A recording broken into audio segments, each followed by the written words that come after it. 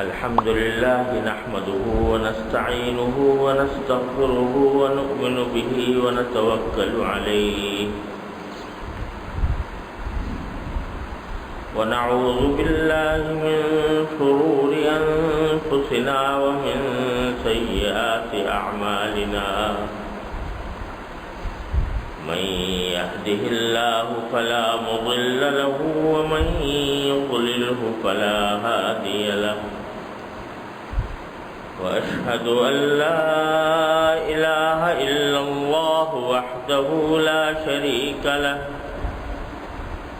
وأشهد أن سيدنا وسندنا ونبينا ومولانا محمدا عبده ورسوله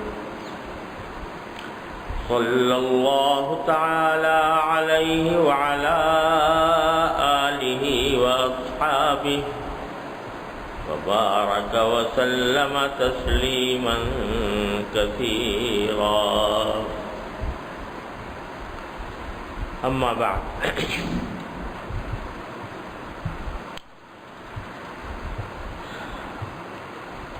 میرے پیدر پہ سفروں کی وجہ سے پچھلے دنوں اس مجلس کے کافی ناغے ہو گئے ہیں اور اسی دوران اللہ تعالیٰ نے اپنے فضل و کرم سے رمضان کا مہینہ عطا فرما دیا۔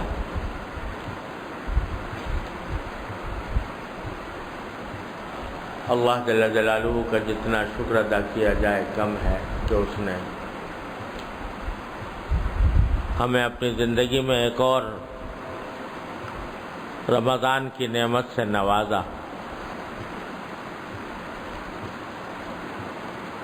اصل بات یہ ہے کہ اللہ تبارک و تعالیٰ اس مبارک مہینے کی حقیقت سمجھنے اور اس سے فائدہ اٹھانے کی توفیق عطا فرمائے۔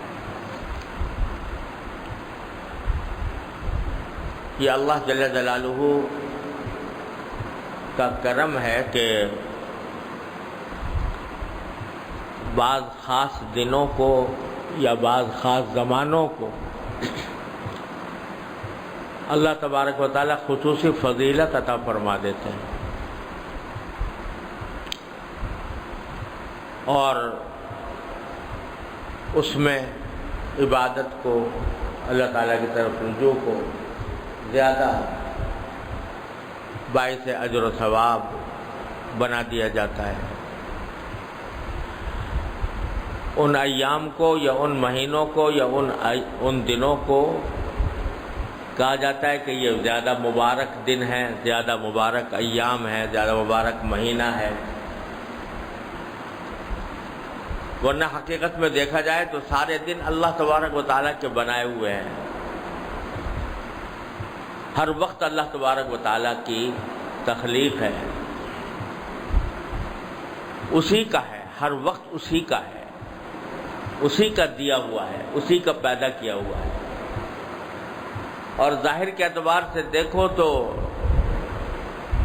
دن اور دن میں کوئی فرق بھی نہیں، سورج اس میں بھی نکلتا ہے، اس میں بھی نکلتا ہے، یہاں بھی غروب ہوتا ہے، وہاں بھی غروب ہوتا ہے، دوپہر اور سپہر کے اوقات یہاں بھی آتے ہیں، وہاں بھی آتے ہیں، صبح اور شام یہاں بھی ہوتی ہیں، وہاں بھی ہوتی ہیں، دن اور رات یہاں بھی ہوتے ہیں، وہاں بھی ہوتے ہیں۔ کوئی فرق بظاہر نظر نہیں آتا، لیکن یہ اللہ جل جلالہ کا فضل و کرم ہے کہ وہ کسی خاص جگہ کو یا کسی خاص وقت کو، کسی خاص زمانے کو اپنی طرف منسوب فرما لیتے ہیں۔ یہ میرا ہے، حالانکہ ہے تو سبھی اس کے، لیکن اس کو خاص طور پر مخصوص فرما لیتے ہیں، اپنی طرف منسوب نسبت کے لیے اس کو اختیار فرما لیتے ہیں، جس کو اصطلاح میں نسبت تشریفی کہا جاتا ہے۔ یہ نسبت تشریفی جب کسی چیز کو حاصل ہو جاتی ہے تو اس کی فضیلت، اس کی برکت، اس کی روحانیت، اس کے اجر و ثواب اور اس کی ہر چیز دوسروں سے بدل جائے. اب دیکھو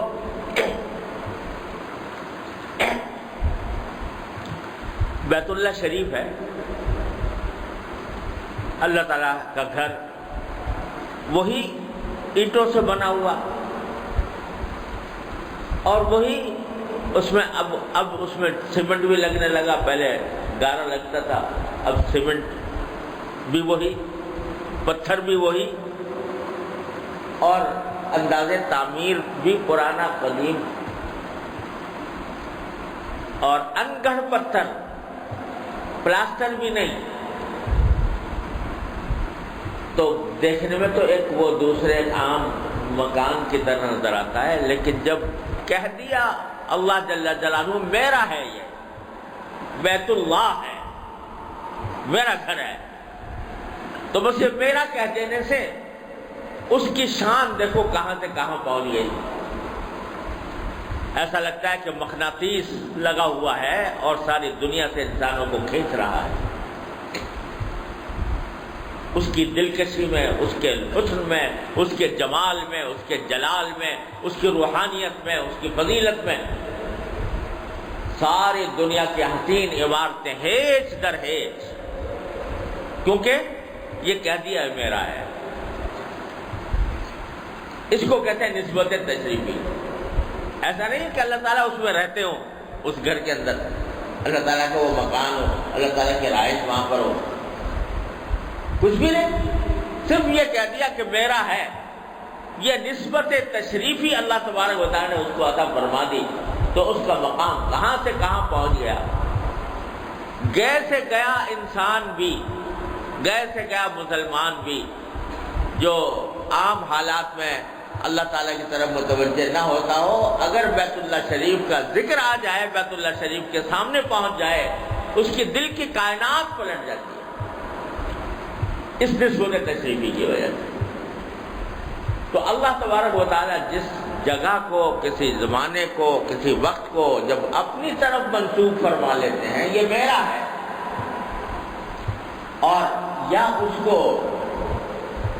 کوئی فضیلت اس کی بیان فرما دیتے ہیں، تو اس کا مقام دوسرے زمانوں سے، دوسرے اوقات سے کہیں زیادہ ممتاز ہو جاتا ہے. رمضان کا مہینہ بھی ایسا ہی ہے، اور بھی ایام سال کے اندر آتے رہتے ہیں. عاشورہ کا دن آ گیا، عشرہ ذوالحجہ آ گیا، عرفے کا دن آ گیا. ان خاص ایام کے لیے اللہ تبارک و تعالیٰ نے اس کی کچھ خصوصی فضیلت بیان فرما دی. حالانکہ دن اور رات ویسے ہی ہے، صبح شام ویسے ہی ہے، لیکن اس کی کیفیات بدل جاتی ہیں.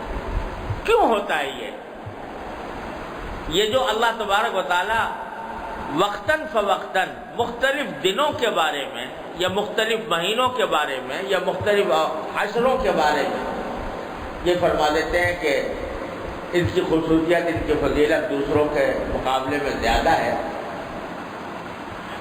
تو اس کی اصل حقیقت اور لیم اور کنہ تو اللہ تعالیٰ ہی بہتر جانتے ہیں.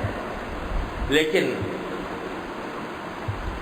ایک اس کی حکمت، عظیم حکمت یہ ہے کہ در حقیقت ہم لوگ دنیا کے کاروبار میں لگ کر، جو اللہ تعالیٰ نے ہمارے لیے حلال کیا، چاہے وہ تجارت ہو، چاہے ملازمت ہو، چاہے کھیتی باڑی ہو، یا کھانے پینے کا اپنا انتظام کرنا ہو، یہ سب مباحات ہیں.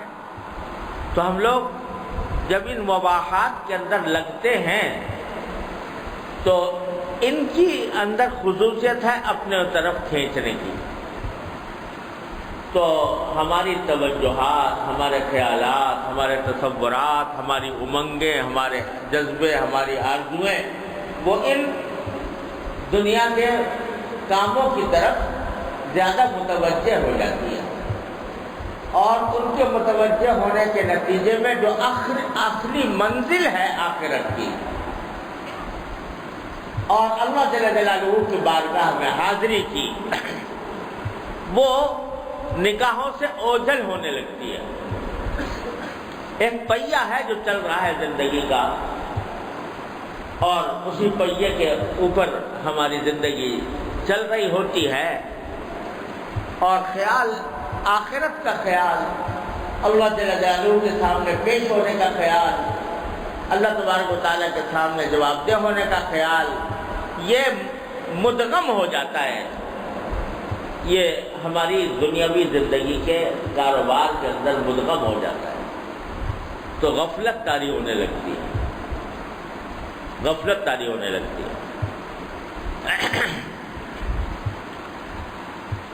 اس غفلت سے نکالنے کے لیے، بار بار یاد دلانے کے لیے اللہ تبارک و تعالیٰ کچھ ایام کو مقرر فرما دیا ہے اللہ تعالیٰ،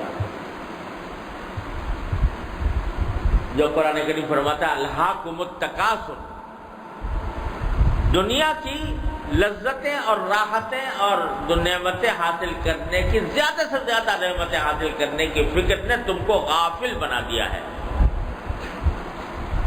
کہاں سے غافل بنا دیا؟ قبر سے، موت سے، آخرت سے، اللہ تبارک و تعالیٰ کے سامنے حاضری کے احساس سے غافل بنا دیا ہے، حتیٰ زرتم المقابر۔ تو اللہ تبارک و تعالیٰ چونکہ ہماری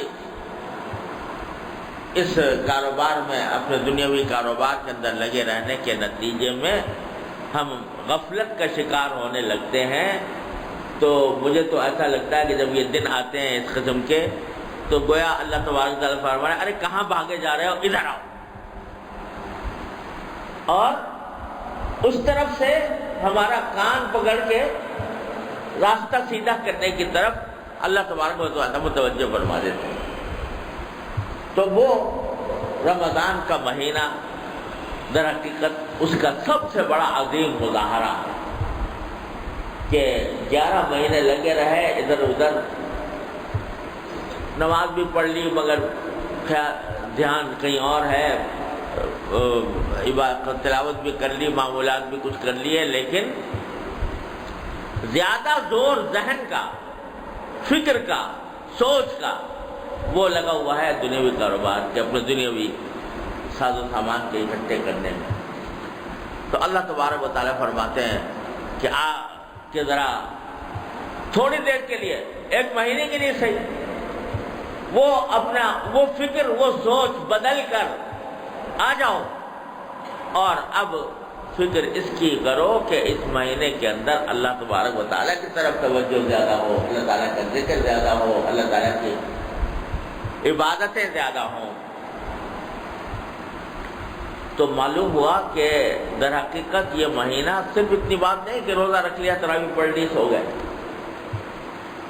بلکہ یہ در حقیقت ہماری زندگی میں تبدیلی لانے کا ایک اللہ تبارک و تعالیٰ نے راستہ رکھا ہے اس رمضان کے ذریعے، کہ عام دنوں میں تم غفلتوں کا شکار ہو جاتے ہو، اب اس مہینے کے اندر ہم تمہارے اوپر کچھ تو کام ایسے مقرر کر دیتے ہیں کہ جس سے تمہاری سوچ کا رخ بدلے اور ہماری طرف متوجہ ہو، اور دوسرا یہ کہ اس میں کچھ عبادتوں میں تمہارے ہم ویسے ہی اضافہ کر دیتے۔ ہمارے حضرت والا حضرت عارف قدس اللہ تعالیٰ عنہ فرمایا کرتے تھے کہ یہ تراویح جو پڑھتے ہیں رات کو، یہ کیا ہے؟ تراویح جو پڑھتے ہیں تو 20 رکعتوں کی تراویح ہوتی ہے، اور ہر رکعت میں 2 سجدے ہوتے ہیں، اور حدیث میں آتا ہے کہ بندہ اللہ جل جلالہ سے کسی وقت میں بھی اتنا قریب نہیں ہوتا جتنا سجدے کی حالت میں ہوتا ہے۔ تو اس کے معنی یہ ہوئے، حضرت فرمایا کرتے تھے کہ اس کے معنی یہ ہوئے کہ اللہ تبارک و تعالیٰ نے ہر رات ہمیں آپ کو 40 مقامات قرب مزید عطا فرمائے، 40 مقامات قرب اللہ تبارک و تعالیٰ نے ہر رات ہمیں عطا فرمائے۔ کیا رے کہاں بھاگے جا رہے ہو، ادھر آؤ، میری طرف آؤ، میری طرف متوجہ ہو۔ تو یہ کر دیا، اور ساتھ میں رمضان کے اندر اللہ تبارک و تعالیٰ نے ہر بندے کے دل پر ایک روحانی کیفیت، کیسے ہی گئے گیا مسلمان ہو، لیکن رمضان کے اندر اس کو اپنے دل کی کیفیت میں یقیناً فرق معلوم ہو۔ شیطان قید کر دیے گئے، جہنم کے دروازے بند کر دیے گئے، اور بندے کو متوجہ کر دیا گیا کہ کھاؤ نہیں، پیو نہیں، رات کو کھڑے ہو جاؤ۔ اس سب مجموعے سے ہر انسان کے دل کی کائنات میں کچھ نہ کچھ تبدیلی ضرور معلوم ہوتی ہے رمضان جب آتا ہے، کیسے ہی گیا گزرا ہو، لیکن رمضان کی ایک حرمت، اس کی ایک عظمت، اس کی ایک نورانیت کا کچھ نہ کچھ احساس ہر انسان کو اس میں ہوتا ہے، اور عبادتوں کو آسان کر دیا جاتا ہے ان دنوں میں۔ اور یہ وجہ ہے کہ جو لوگ عام دنوں میں 5 نمازوں کی پابندی نہیں کرتے، مسجد میں آنے کی پابندی نہیں کرتے، رات کو 20 رکعتوں میں کھڑے ہیں، ان کے لیے عبادت نسبتاً آسان کر دی گئی ہے۔ لوگ نماز کا اہتمام کریں یا نہ کریں، روزہ پھر بھی رکھتے ہیں۔ تو اللہ تبارک و تعالیٰ نے اس میں دل کی دنیا میں تھوڑی سی تبدیلی پیدا فرماتے ہیں، اس کی روحانیت اور نورانیت پیدا ہو۔ اب بندے کا کام یہ ہے کہ وہ جو اللہ تبارک و تعالیٰ نے رخ موڑ دیا نورانیت کی طرف، روحانیت کی طرف، اس رخ کے مڑنے سے کام لے لے، اس کو صحیح طریقے سے استعمال کر لے، اوقات کو صحیح کام میں لگائے۔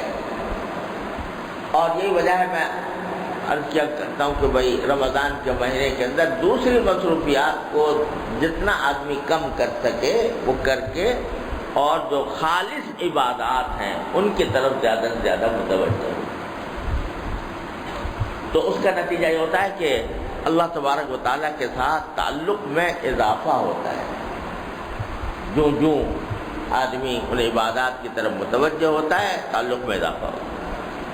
تو ایک بات تو یہ ہے کہ یہ سمجھنا چاہیے کہ رمضان کا مہینہ حقیقت میں ہماری زندگیوں میں تبدیلی لانے کے لیے آیا، اس لیے آیا تاکہ غفلتوں کی دنیا سے نکل کر اللہ تبارک و تعالیٰ کی طرف توجہ کی دنیا میں آئیں اور اللہ تعالیٰ کے ساتھ اپنا تعلق مضبوط کریں۔ ایک بات۔ دوسری بات یہ کہ قدم قدم پر یہاں جس بات کی تربیت دی جا رہی ہے اور جو بات سکھائی جا رہی ہے، دل میں بٹھائی جا رہی ہے، وہ ہے اطاعت۔ اللہ تبارک و تعالیٰ اور اللہ کے رسول صلی اللہ علیہ وسلم کے حکم کی اطاعت۔ یہ جو فرمایا نا کہ ہم نے روزے تمہارے اوپر اس لیے فرض کیے لعلکم تتقون، تاکہ تقوی تمہارے اندر پیدا ہو۔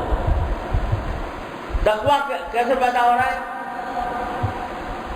کہ ہر مسلمان جو بھی روزہ دار ہے جب روزہ رکھ لیتا ہے تو روزے کے اندر کتنی پیاس لگ رہی ہو، گرمی ہو، شدید ہو، کچھ ہو، خواہش ہو، دل مچل رہا ہو، لیکن کوئی اگر کہے کہ 1 لاکھ روپے دوں گا پھر روزہ پانی پی لے، تو کوئی گئے سے گیا مسلمان بھی پینے پر تیار نہیں ہوگا۔ روزہ رکھ لیا، کیوں؟ روزہ رکھا ہوا ہے، اللہ کے لیے رکھا ہوا ہے۔ اگر فرض کرو شدید پیاس لگ رہی ہے، سب کچھ ہے، گھر میں بیٹھے ہیں، تنہا ہیں، فریج میں پانی ٹھنڈا موجود ہے، کوئی دیکھنے والا نہیں ہے، لیکن پیے گا کوئی روزے دار؟ کبھی نہیں پیے گا۔ کیوں؟ اس لیے کہ اللہ تبارک و تعالیٰ سے میں نے معاہدہ کر لیا ہے کہ صبح کو سے لے کر شام تک کچھ کھاؤں گا پیوں گا نہیں۔ یہ جو اس کو اپنی اس نفسانی خواہش پر عمل کرنے سے جو چیز روک رہی ہے وہ کیا ہے؟ اسی کا نام تقویٰ ہے، وہی تقویٰ، اسی کو تقویٰ کہتے ہیں کہ خواہشیں دل میں پیدا ہو رہی ہیں، دل مچل رہا ہے، گناہ کر لوں، کوئی غلط کام کر لوں، لیکن اللہ جل جلالہ کے تصور سے اپنے آپ کو روک لیا، یہی تو تقویٰ ہے۔ تو اللہ تبارک و تعالیٰ اس روزے کے ذریعے فرمان لعلکم تتقون، تمہیں تقویٰ دلانا مقصود ہے کہ جب تمہیں ایک مرتبہ روزے میں مشق ہو گئی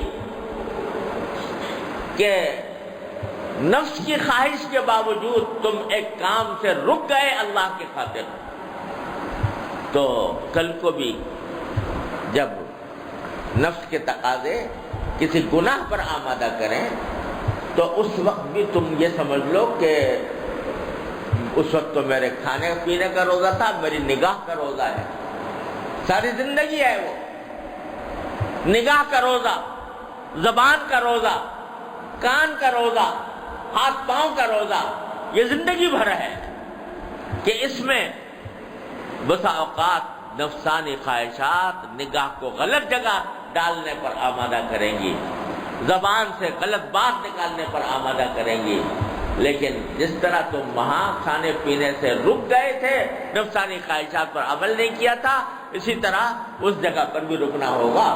اس کی تمہیں مشق کرائی جا رہی ہے، لعلکم تتقون، تقویٰ کی مشق کرائی، اطاعت۔ اور اطاعت کا ایک شعبہ یہ بھی کہ روزہ افطار کرنے کا وقت ہو رہا ہے، مثلا 7:25 پر آدمی 7:25 پر روزہ افطار ہوگا، 7:24 پر کچھ چیز کھاؤ گے تو کیا ہوگا؟ حرام۔ اگر کھا لی 1 منٹ پہلے، 7:24 پر کوئی چیز کھا لی، روزہ توڑ لیا، ایک تو گناہ لازم ہوا، کفارہ آیا، جان بوجھ کر اگر کیا کفارہ، ایک روزہ توڑا تھا 60 روزے رکھو 1 منٹ میں، 7:25 ہو گئے، کھاؤ۔ اور اب حکم یہ ہے کہ جلدی کھاؤ،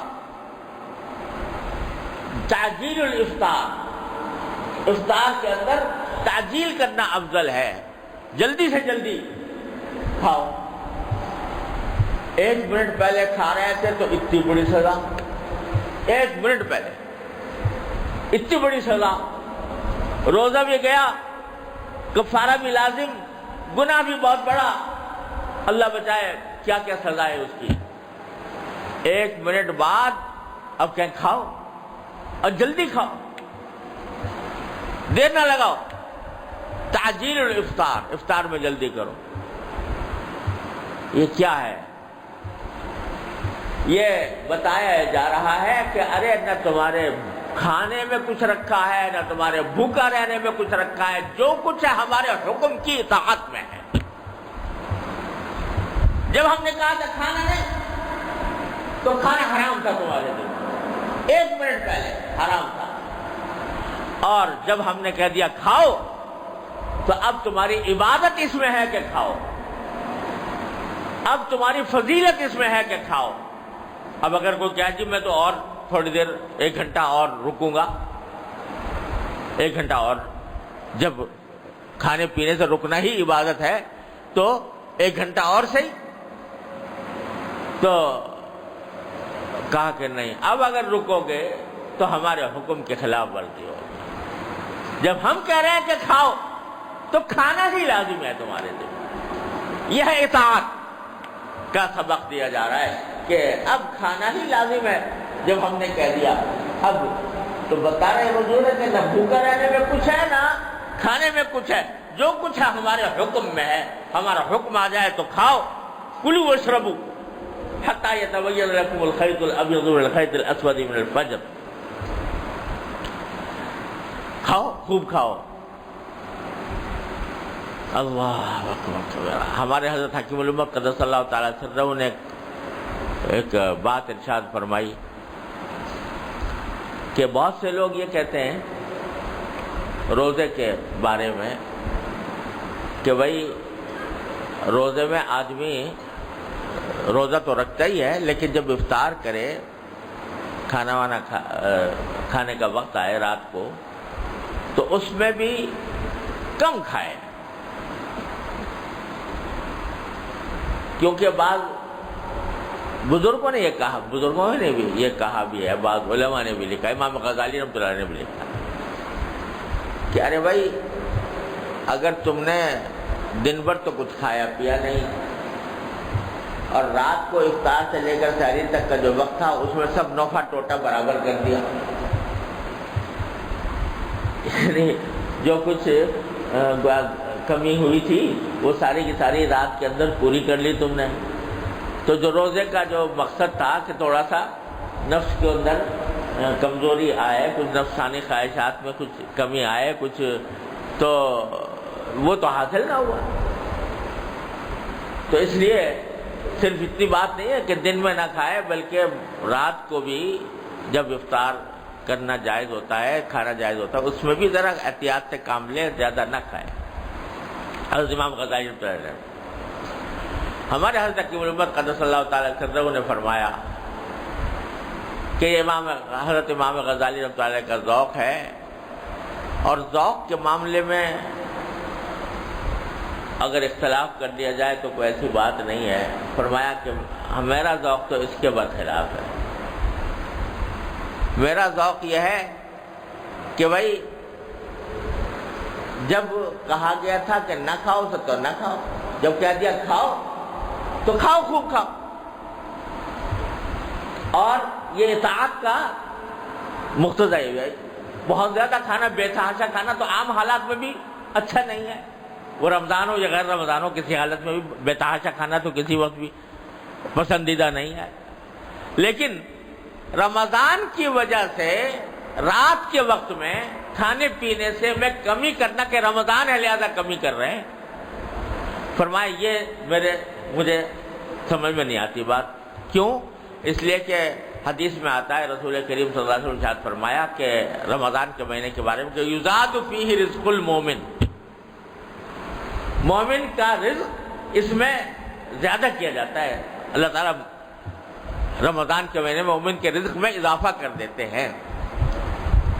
تو حضرت فرماتے ہیں اللہ میاں اضافہ تو کر رہے ہیں رمضان میں، کھائیں جا کے شوال میں. تو اللہ تبارک و تعالیٰ نے جب یہاں پر اضافہ فرمایا، یہاں پر دیا، تو اس کی نعمتوں کا شکر بھی یہ ہے، اس نعمت کا حق بھی یہ ہے کہ اس نعمت کا شکر ادا کر کے آدمی کھائے. ہاں بے تحاشا کھانا تو ہر حالت میں نہ جائے، بری بات ہے ہر اعتبار سے، جسمانی روحانی ہر اعتبار سے. لیکن رمضان کی وجہ سے افطار کے بعد کھانے میں کمی کرنا کہ چونکہ رمضان ہے لہذا رات کو بھی کم کھاؤ، اس کا کوئی مقصد نہیں ہے. ارے جب وہ کہتے ہیں کہ کھاؤ تو کھاؤ. کیوں تما خواہد زمن سلطان دین، خاک بر فرق قناعت بعد ازیں. جب وہ دین کا سلطان ہی یہ کہہ رہا ہے کہ تھوڑا سا رغبت سے کھاؤ، تو تما خواہد زمن سلطان دین، خاک بر فرق قناعت بعد ازیں. اس کے بعد قناعت کا درس دینا، اس کے منہ پر سر پر خاک برسر قناعت بعد ازیں. تو اس لیے درس سارا دیا جا رہا ہے اطاعت کا. جس وقت جو کام کہا جا رہا ہے وہ انجام دو. جیسے تعجیل افطار افضل ہے، بلا وجہ تاخیر کرنا مکروہ ہے افطار میں. اسی طرح سحری کی تاخیر افضل ہے، تاخیر السحور. آخر وقت میں آخر وقت میں سحری کھانا یہ افضل ہے۔ یعنی اگر آدمی رات کو 12-1 بجے کھا کے سو جائے تو ٹھیک ہے، جائز ہے، ناجائز نہیں ہے، لیکن افضل یہ ہے کہ آخر شب میں کھائے، سحری یعنی فجر ہونے سے تھوڑا پہلے کھائے، سحری کے وقت میں کھائے۔ کیوں؟ اس لیے کہ یہ وقت ہم نے دے رکھا ہے تمہیں کھانے پینے کا۔ اگر تم پہلے سے کھا پی کر بیٹھ گئے، گویا تم نے اپنی طرف سے روزے کی مقدار میں اضافہ کر دیا۔ ہم نے تو کہا تھا فجر سے بند کرنا تھا، تم نے 1 بجے سے بند کر دیا، تو یہ اطاعت کے خلاف ہوا۔ یہی سے یہ بات معلوم ہو رہی ہے کہ کوئی بھی عبادت کا کام محض اپنی سمجھ سے طے نہیں کیا جاتا۔ اپنی سمجھ سے طے کر لیا جائے اسی کا نام بدعت ہے، اسی کا نام بدعت ہے۔ بظاہر دیکھنے میں طاقت لگ رہی ہے، بظاہر عبادت کا کام لگ رہا ہے، بظاہر ثواب کا کام لگ رہا ہے، لیکن چونکہ اپنی سمجھ سے کیا، اللہ تبارک و تعالیٰ کے ارشاد اور سرکار دو عالم صلی اللہ علیہ وسلم کی سنت کے مطابق نہیں کیا، لہذا وہ بدعت ہو گیا۔ تو اس واسطے سبق دیا جا رہا ہے قدم قدم پر اطاعت کا۔ عادت ڈالو اطاعت کی۔ جب ہم کہیں، بہت سے لوگ اعتراض کرتے ہیں، ارے بھائی کیا فرق پڑ گیا، 1 منٹ پہلے کھایا تھا، آپ کہتے ہیں روزہ بھی ٹوٹ گیا، کفارہ بھی لازم۔ جو ناشناس ادا لوگ ہیں تو وہ کہتے ہیں کہ اس طرح کی مولویوں نے بہت سختی کر دی۔ 1 منٹ میں کیا فرق پڑ جاتا ہے؟ 1 منٹ کے اندر اگر سارا دن تو بھوکا ہی رہا آدمی، صرف 1 منٹ پہلے روزہ توڑ دیا، اس کے اوپر آپ کہتے ہو کہ کفارہ بھی لازم، 60 دن کے روزے رکھے، یہ کرے وہ کرے۔ اللہ میاں کے یہاں اتنی سختی؟ اس طرح کی باتیں لوگ اعتراض کرتے ہیں، لیکن بات 1 منٹ اور 2 منٹ کی نہیں ہے، بات حکم کی ہے۔ حکم مانا کہ نہیں مانا، وہ 1 منٹ کے لیے خلاف ورزی کی ہو یا 1 گھنٹے کے لیے کی ہو، معصیت ہے، نافرمانی ہے۔ اللہ تعالیٰ کے حکم کی اطاعت کے خلاف کرنا وہ خلاف ہے۔ معاملہ 1 منٹ آدھے منٹ کا نہیں۔ اور ساری دنیا کے اندر کے قوانین میں جب کوئی حد مقرر کی جاتی ہے تو اس کا مطلب یہی ہوتا ہے، اس حد سے ذرا پہلے اگر کوئی اس کا حکم اور ہوتا ہے اور اس حد پر جانے کا حکم کوئی اور ہو جاتا ہے۔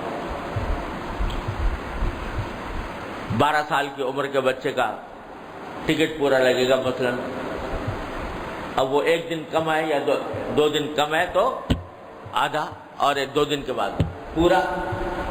تو کوئی جب حد مقرر کی جاتی ہے، اصل بات ساری یہ ہے کہ اللہ جل جلالہ کے حکم کی اطاعت کا جذبہ پیدا ہو۔ جب ہم کہہ رہے ہیں کہ کھاؤ نہیں تو کھاؤ نہیں، جب ہم کہہ رہے ہیں کھاؤ تو کھاؤ، یہی سارا دین کا جو مزاج ہے وہ در حقیقت یہ ہے کہ سارے دین کا خلاصہ ہے اتباع، حکم کی اتباع، حکم کی پیروی، اپنی عقول چلانے کا موقع نہیں، بلکہ اس کے حکم کی اتباع ہی کا نام دین ہے۔ اپنی سمجھ سے کوئی چیز تم نے اضافہ کر لی تو کچھ بھی نہیں۔ اب حضور اقدس نبی کریم سرور دو عالم صلی اللہ علیہ وسلم صوم وصال رکھا کرتے تھے۔ صوم وصال جس کو کہتے ہیں، اللہ تعالیٰ نے حضور اقدس صلی اللہ علیہ وسلم کے لیے مشروع فرمایا تھا۔ سرکار دو عالم صلی اللہ علیہ وسلم کی خصوصیت تھی، اور صوم وصال کی بھی کئی صورتیں ہوتی تھیں کہ بعض اوقات تو 1 دن روزہ رکھا، افطار کا وقت آیا اور افطار کیا ہی نہیں اور ساری رات گزر گئی، پھر اگلا دن آ گیا، گویا 2 دن کا روزہ۔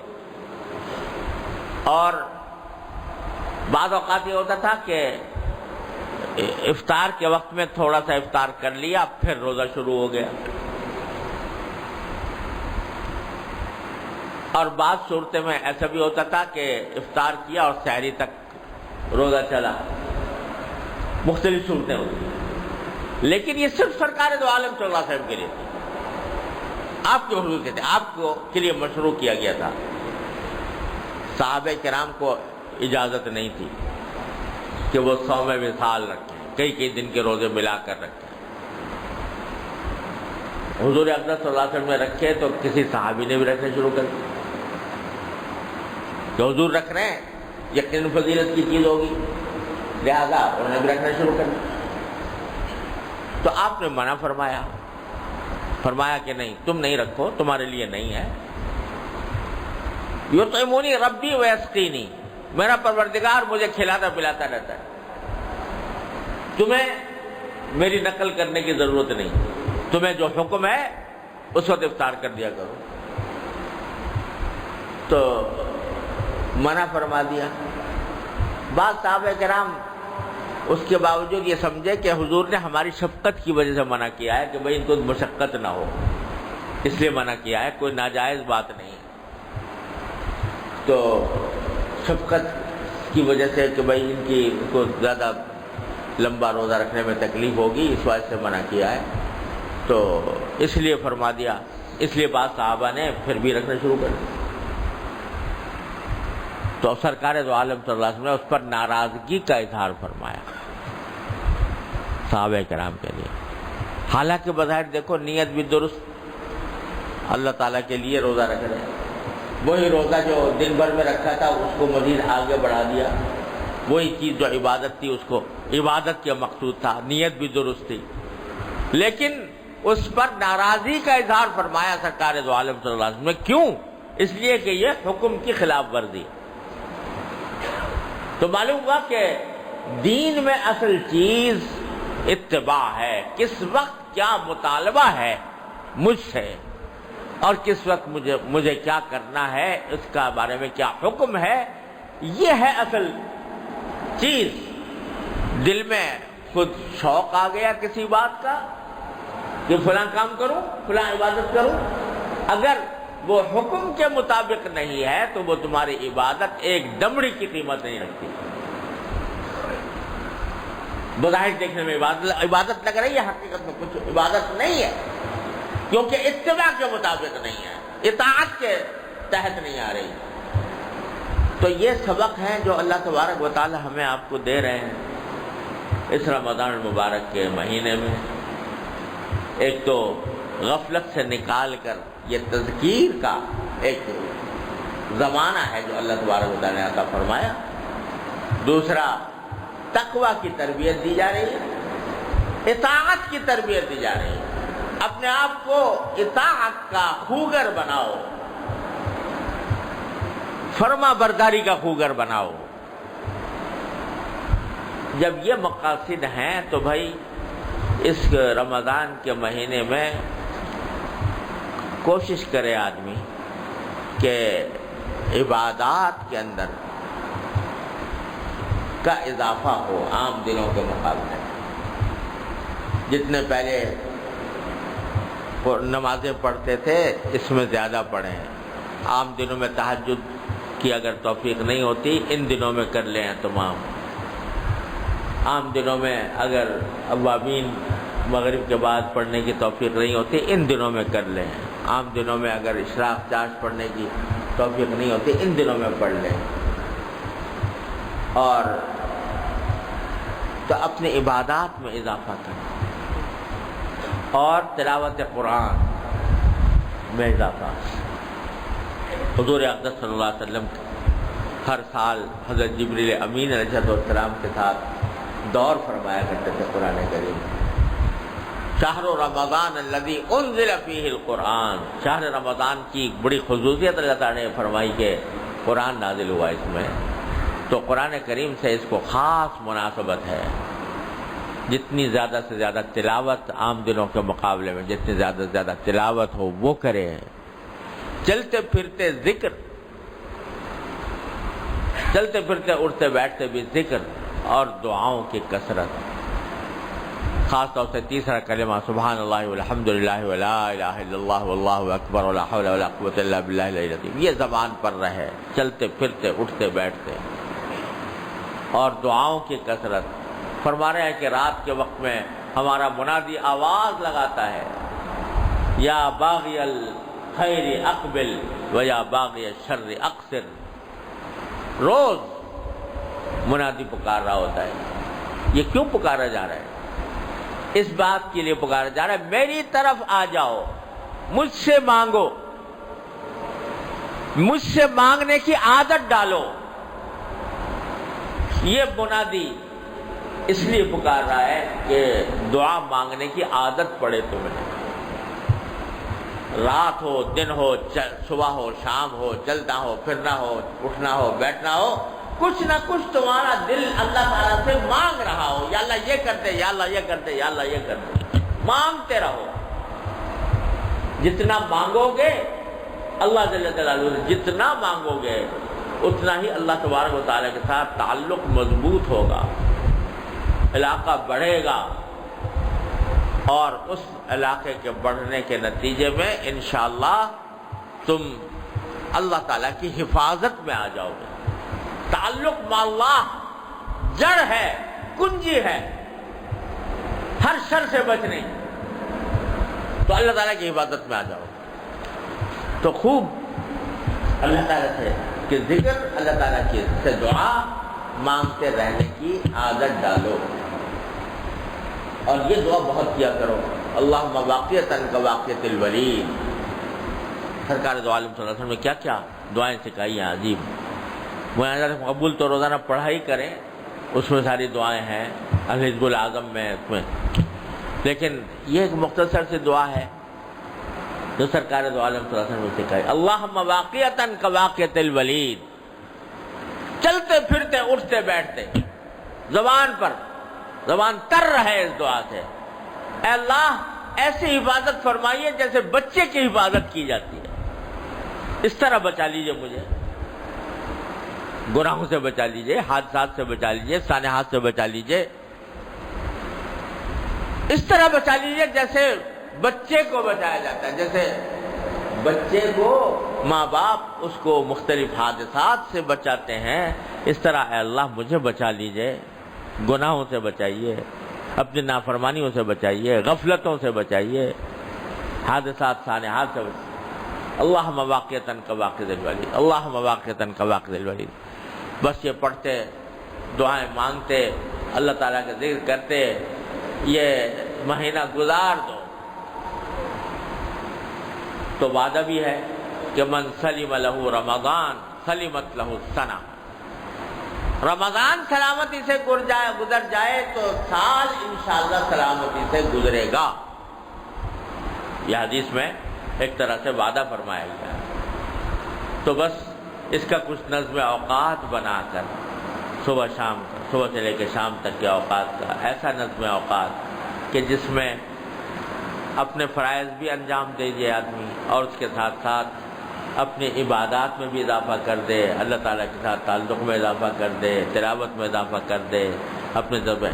تو انشاءاللہ یہ رمضان مبارک ہی مبارک ہے، برکتوں ہی برکتوں کا مہینہ ہے. اللہ تعالیٰ انشاءاللہ جب رمضان رخصت ہوگا تو انشاءاللہ